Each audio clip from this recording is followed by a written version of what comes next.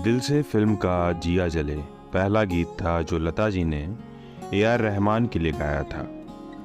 रहमान का तरीका है कि वो अपने गीत चेन्नई स्थित अपने स्टूडियो में रिकॉर्ड करते हैं। ये गीत रिकॉर्ड होने से पहले गीतकार गुलजार जरा टेंशन में थे।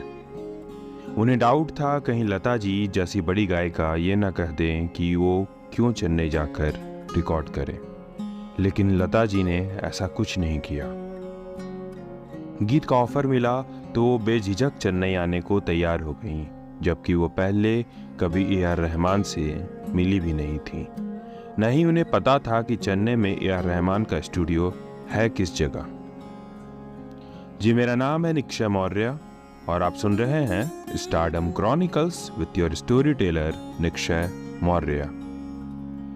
गुलजार साहब लता जी को अपने साथ चेन्नई ले गए। रहमान जब लता जी से मिले तो बहुत सम्मान के साथ पेश आए।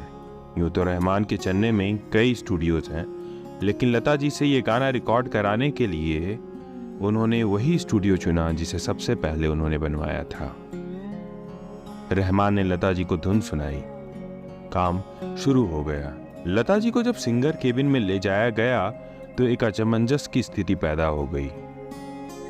दरअसल लता जी को आदत थी म्यूजिक डायरेक्टर से नजरें मिलाकर गाने की, मगर रहमान के उस स्टूडियो में न तो लता जी को मिक्सिंग टेबल नजर आ रही थी और न ही वहां से लता जी दिखाई दे रही थी। एक दफा रिहर्सल करने के बाद लता जी ने अपनी दुविधा गुलजार साहब को बताई और कहा, लग रहा है जैसे मैं अंधी हो गई हूं। लता जी को बेहतर महसूस हो सके, वो ठीक से गीत रिकॉर्ड कर सकें, इसके लिए गुलजार मिक्सिंग रूम और सिंगर केबिन के बीच में दरवाजे के पास कुर्सी लगाकर बैठ गए। रहमान ने गुलजार साहब से कहा भी कि वो अपने किसी असिस्टेंट को वहां बैठा देंगे, लेकिन गुलजार साहब ने मना कर दिया और उस दिन गुलजार लता जी व रहमान के बीच की कड़ी बन गए। रिकॉर्डिंग शुरू हुई और लता जी ने एक ही टेक में पूरा गाना रिकॉर्ड कर दिया। गाना कंप्लीट करने के बाद लता जी और गुलजार मुंबई लौट आए। कुछ दिन बाद ए.आर. रहमान ने गुलजार को फोन किया और बैकग्राउंड म्यूजिक के लिए चर्चा करने लगे। साउथ इंडस्ट्री में जिसे बैकग्राउंड म्यूजिक कहा जाता है उसे मुंबई में इंटरल्यूड म्यूजिक कहा जाता है। उसी दिन रहमान ने गुलजार साहब को यह भी बताया कि उन्होंने मलयालम भाषा में एक महिला व पुरुष से एक कोरस रिकॉर्ड कराकर गाने के अंतरों के बीच में लगा दिया है। रहमान ने गुलजार से यह भी कहा कि वो इसका मतलब उन्हें भेज देंगे। गुलजार उनका हिंदी अनुवाद कर दें ताकि हिंदी में किसी से रिकॉर्ड करा लिया जाए।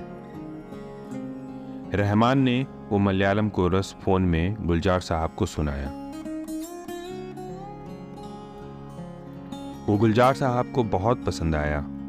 उन्होंने रहमान को सलाह दी कि इसे हिंदी में नहीं करेंगे, ऐसे ही रखेंगे मलयालम में। रहमान ने गुलजार साहब की सलाह मानी और जब वो गीत लोगों को सुना तो उस मलयालम कोरस के वो कायल हो गया। आपको भी वो बहुत अच्छा लगता होगा। उस मलयालम कोरस के बोल कुछ इस प्रकार है। हो सकता है मुझसे कुछ गलतियां हो जाएं बताने में, तो मुझे माफ कीजिएगा। पुन्नीचेरी थन्नु कोंचिको मुन्नी थरी मुत्थम चिंदिको मंजनी वर्ण सुंदरी वावे थान किननाका थाक धीमी आडम थनकानी लावे होए थंकम कोल्लू सल्ले कुर्रम उई लल्ले आदन मयल्लल्ले। मलयाली भाषा के इन बोलों का एग्जैक्टली मीनिंग तो फिलहाल मुझे नहीं पता, लेकिन इसमें सुहागरात की बात की गई है। आज दिल से फिल्म को रिलीज हुए 26 साल हो गए हैं। अगस्त 1998 को दिल से रिलीज हुई थी। मणिरत्नम जी द्वारा बनाया गया एक मास्टरपीस है दिल से, जो भले ही भारत में कमर्शियली उम्मीदों के मुताबिक प्रदर्शन ना कर सकी हो, लेकिन विदेशों में इस फिल्म की परफॉर्मेंस बहुत शानदार रही थी। चलिए आखिर में जिया जले गीत का दूसरा मलयालम कोरस भी बता देता हूँ। कोशिश कीजिएगा आप भी उसे गुनगुनाते हुए सुने। हे कुरुवन्नी किल्लिए कुकुरु कुरु कुरु कुक्की कुरुकी कुन्नी मर्थिल उय्यल आड़ी कोड्डुम ओरी कक्के कुट्टू विल्ली कुन्ने मारन निन्ने कुक्की कुरुकी कुट्टू विल्ली कुन्ने थंक कुल्लू सल्ले कुर्रुम कोई लल्ले आदन मय लल्ले। तो ये था दिल से का किस्सा जिसे सुन रहे थे आप stardom chronicles with Nikshay Maurya में।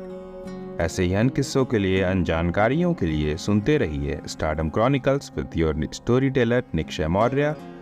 ऐसे किस्से यहाँ आते रहते हैं, हम आप तक पहुँचाते रहते हैं। अगर आपने हमारे चैनल को सब्सक्राइब नहीं किया तो कृपया कर लें, और हमारा पॉडकास्ट अगर आपको पसंद आता है तो कृपया इसे लाइक करें, शेयर करें और अपने दोस्तों को भी बताएं। और हमारा कमेंट बॉक्स खुला है, आप अगर कुछ कहना चाहते हैं तो कह सकते हैं। धन्यवाद।